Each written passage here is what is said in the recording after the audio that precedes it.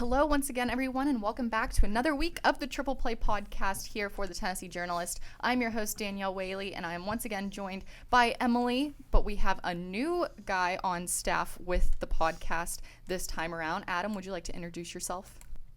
Hey, everybody. My name's Adam. This is my first podcast with Awesome. TNJ. What year are you? Well, this is my second year, but I'm classified as a junior. Awesome.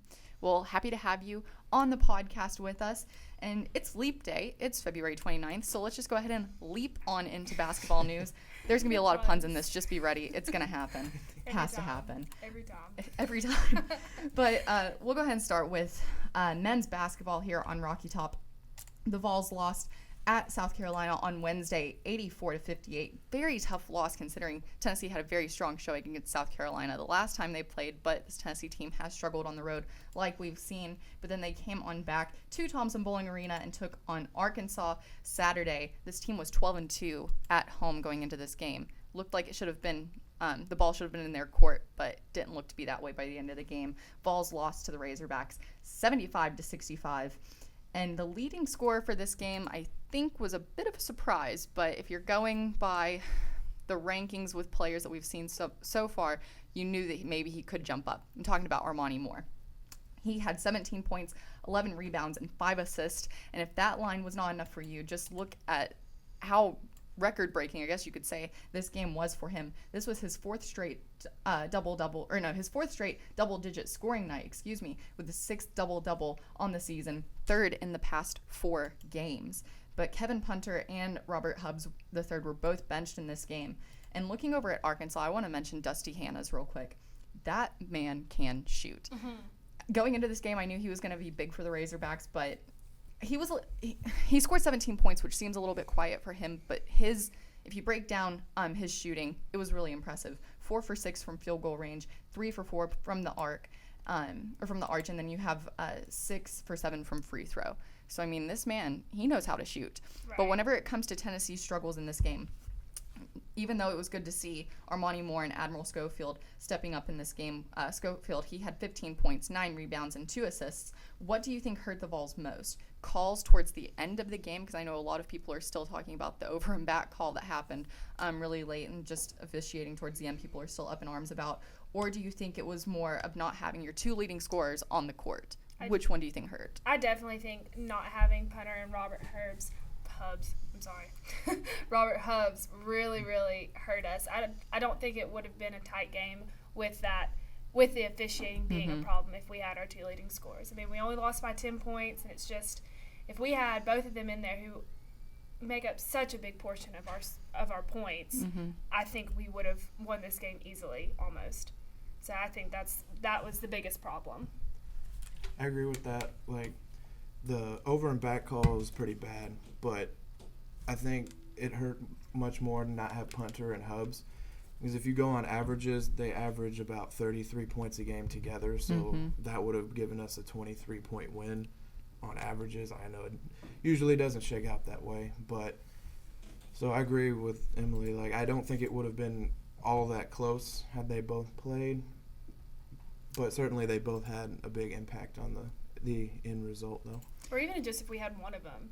Exactly. I feel like we still would have had a better chance in this game. Yeah, if we had, like, Hubbs or Punter, we might not have won, but it would have been closer than the 10 points it ended up being. Right, and I mean, last week, too, you see the Vols having to still play without Punter, and Robert Hubbs stepped up in order for the Vols to beat LSU last week. So even just having one of them in the game, that still helps out so much for the Vols. But having both out, it's asking for trouble. But it is really important to note as well, 3 players had double-digit scoring points in this game. You have Moore, like I already talked about, Admiral Schofield, and then you also had Phillips out there too. He got 13 points. So to have more guys stepping up to get double digits, that's good. Double-digit scoring is good for this team. They need as many people as they can get to get those points whenever you have your 2 players out like that, whenever you have Punter and Hubbs out. Well, them performing that way, plus the way they performed, in the LSU game, it makes you think, well, what if these guys could all perform this way with Punter and Hubbs still playing? Tennessee would be a much better team. They might be contending towards the top of the league with, the Kentucky of the league if they could all perform this way consistently together, Right. It makes you wonder, well, the team may not be the most talented in the country or even the SEC, but Rick Barnes, I think, has done a really good job with the team so far. Mm-hmm. In a couple of years from now, maybe 2 or 3, I think he'll really have something rolling here. I agree with that. And your point with, like, where would this team be if everybody was scoring these kinds of points with your two key players, and they definitely wouldn't be 11th in the SEC. I can tell you that. They're 13 and 16 right now, 11th in the SEC. So I feel like if they were playing at that potential if you had these 3 players, and then if you had, if you had Moore, Schofield, and Phillips getting their double digits like they did, and then if you also had Hubbs and Punter in, this team could be above 500 for sure. It's just, I don't know. I mean, this is the first year with Rick Barnes. Fans shouldn't have as high of expectations as they do right now, but that's just how Tennessee athletics is. Fans are going to have those expectations. But for them to be 13th in the SEC, heading into tournament time, which is going to be coming up very soon, it kind of worries you with what's going to happen with the rest of the season, because they still have to take on Vanderbilt at Vanderbilt, which is not easy by any means. We can see how Kentucky struggled this weekend against Vanderbilt in Nashville, but also they host Ole Miss at the very end of the season. So it's going to be interesting. Ole Miss is towards the middle of the pack, and then Vanderbilt, they're one of the top 4 teams in the SEC. So how do you guys view the rest of the season playing out for the Vols? Like you said, going to Vanderbilt's going to be hard. That's just a weird place to play. It is. And I feel like everybody struggles there. It's just a weird environment. And Vanderbilt, they have a great home court advantage, just like the Vols do. I think the Vols have a great home court Tennessee. advantage. Mm-hmm. Yeah. I don't know how the Vanderbilt game's going to go. I don't expect great things from that, but hopefully with our home court advantage, we can get that last win against Ole Miss and just maybe finish the season on a semi-high note. I feel like that would just kind of, put a period on it and just be like, all right, that's fine. Rick Barnes' first year, we can move on from here. I feel like we have a pretty bright future, so we just have to be patient, which is tough for Vol fans. It's very tough. To go back to what you said about Rick Barnes, I feel like men's basketball is one of the, Vols fans aren't patient, but it's one of the sports that they're more patient with. Like, they want them to do better, but they understand, okay, it's his first year. We shouldn't be too hard on him yet, because he's doing pretty well considering. Like, they've beaten the top 4, I believe, teams in the league, but they've also lost to the bottom 4. So it's weird. I think that they can make some noise in the SEC tournament. Anything can happen, but I don't see them winning it. But I could see them maybe pushing into the semifinals, giving people a hard time. People are like, well, if it was in Knoxville, they could win it, which is true. But this team, I think, is good enough to it'd be a tough out for someone else. I wouldn't want to play Tennessee right now. Right, I agree with that too. And if you still had Punter and if he was still 100%, this would definitely be a Tennessee team you don't really want to play. They would have a major chip on their shoulder. I'm not so sure. Just looking, Vanderbilt and Ole Miss. Vols lost to Vanderbilt last time they played. And in terms of Ole Miss, I want to say this is the first time they've played them this season. So it's kind of tough to be able to predict anything there. But that's also senior day. So to end out the season, you want to end it on a high note, like Emily said. So it's just going to be interesting. But like I've already said, they're going to be traveling to Vandy. That's going to be Tuesday at 7 p.m. on the SEC Network.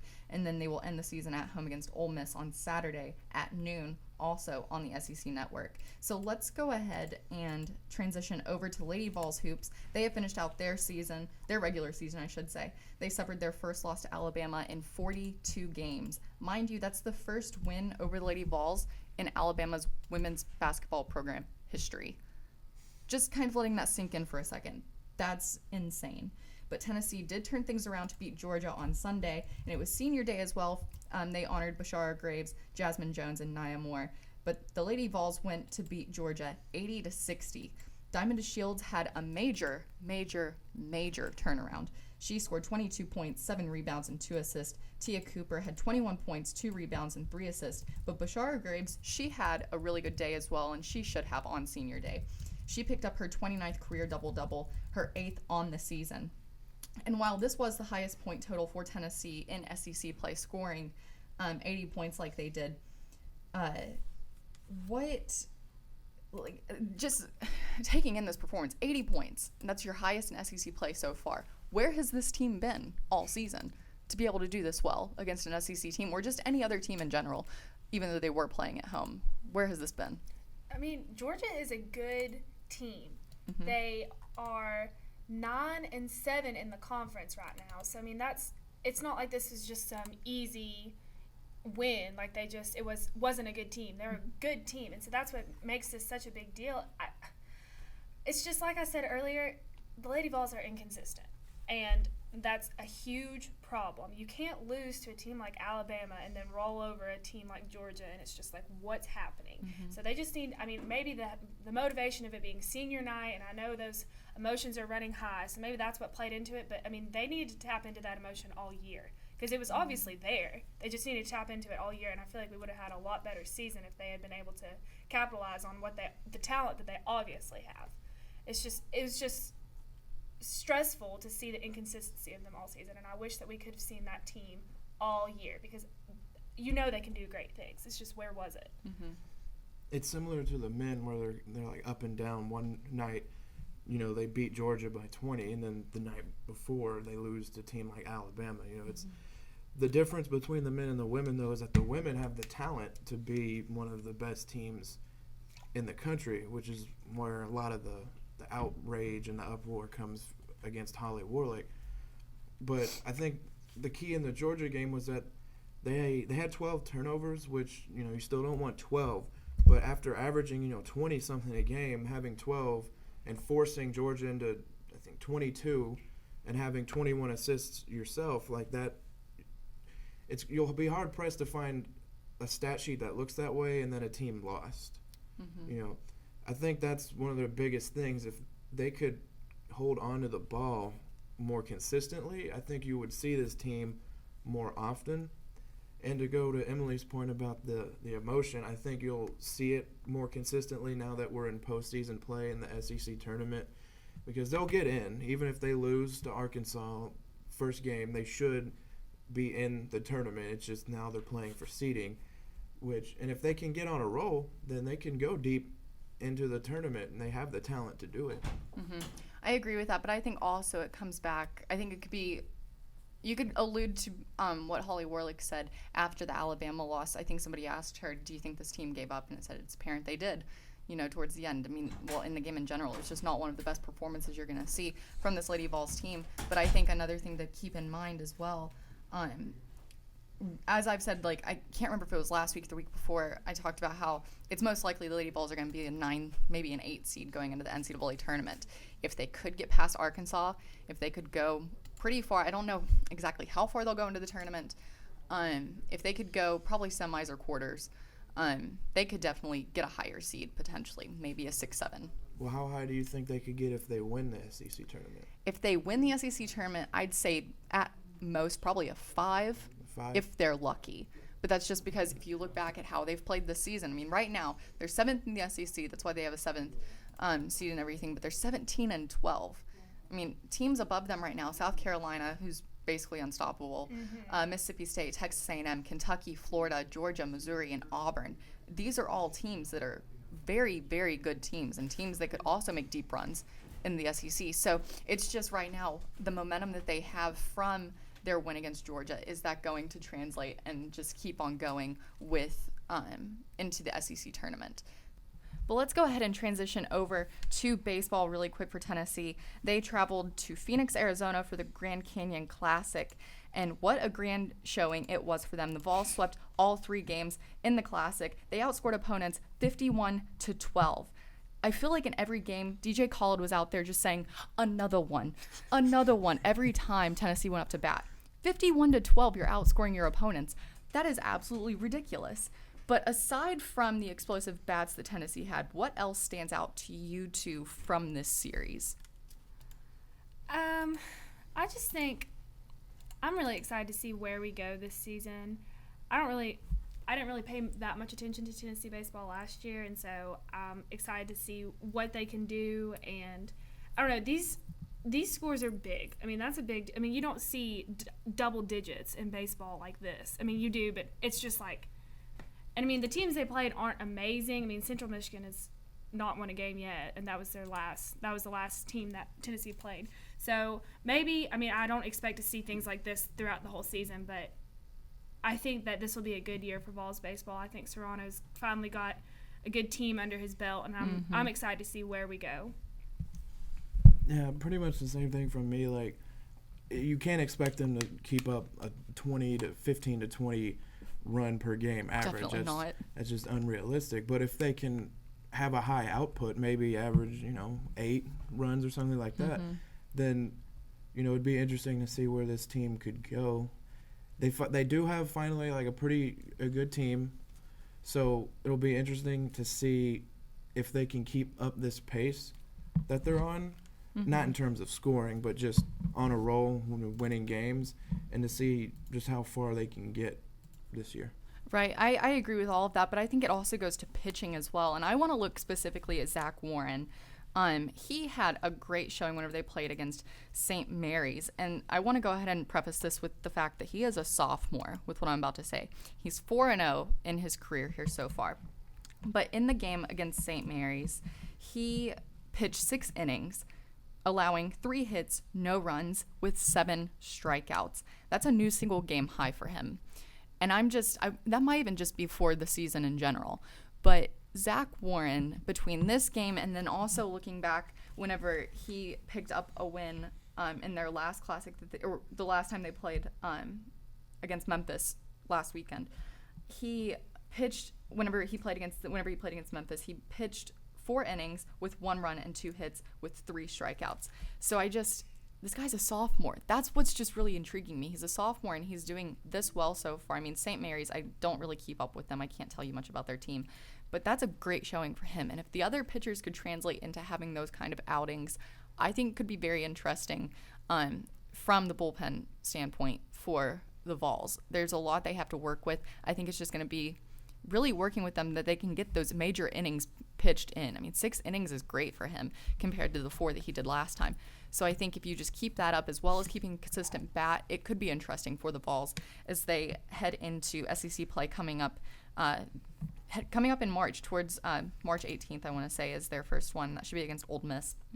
But the home opener for Tennessee baseball is this Wednesday at 4 o'clock against Cincinnati. Cincinnati is 0-6 on the season. So we'll just see what happens with Tennessee, if their bats are still going to be hot or if pitching's going to be just as strong. Should be interesting to look at. But let's go ahead and look over at Tennessee softball as well. They split their time at the Easton Bama Bash with 2 wins over Marshall and losses to Arizona and Alabama. This was an interesting weekend for Tennessee softball, splitting the weekend like they did. What stands out for this weekend as well for you two with softball as they start to really get into SEC play coming up on March 11th?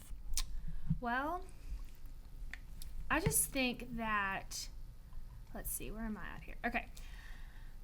I mean, the Alabama game, Alabama is a really good team, and we played a good game against them. That's not what I wanted to. Okay.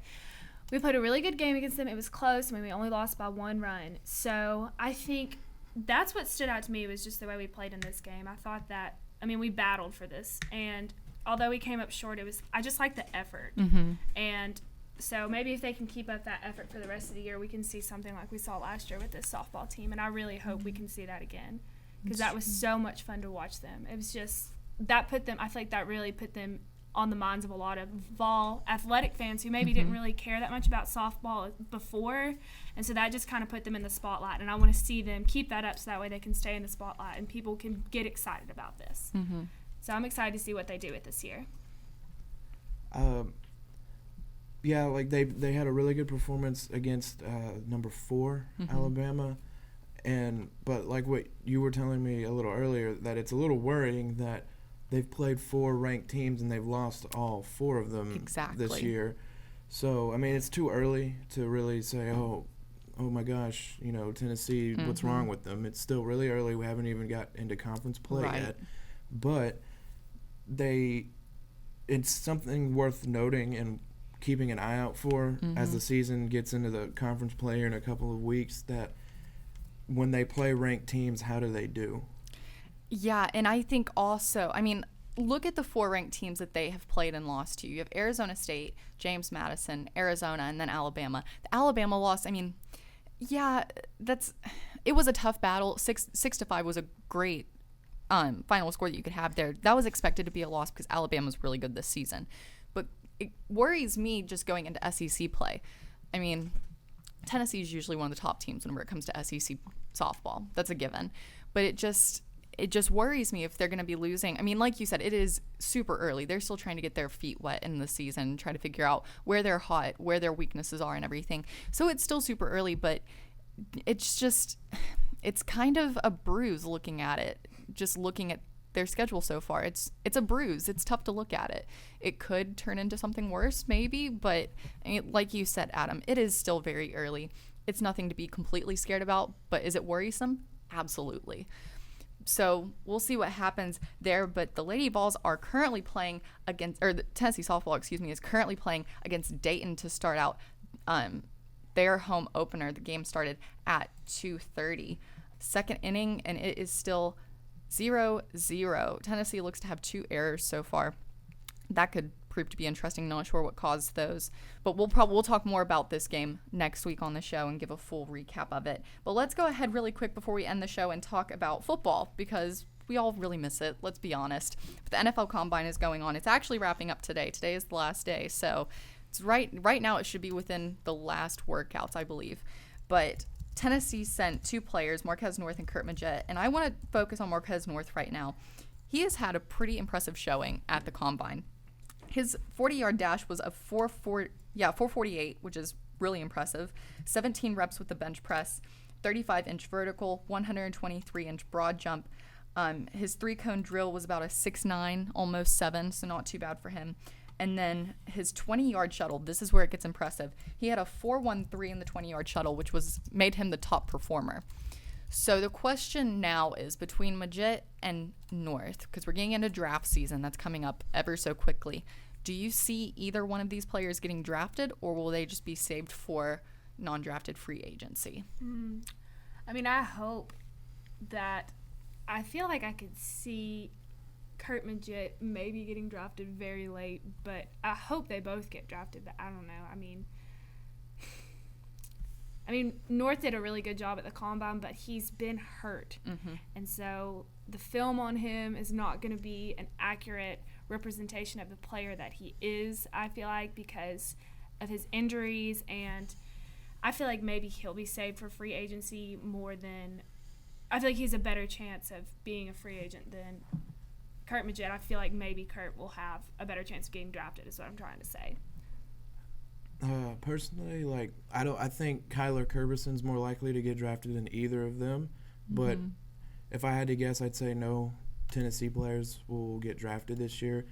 I think though all 3 of them will get invites, to be undrafted free agents come to camp, because numbers like North had with the size that he has, teams are gonna want to give him a shot. He's the guy that you look at, you go, oh wow, the athleticism is impressive, but his production wasn't there, which some people you can credit to Tennessee being run-heavy offense. That's fine.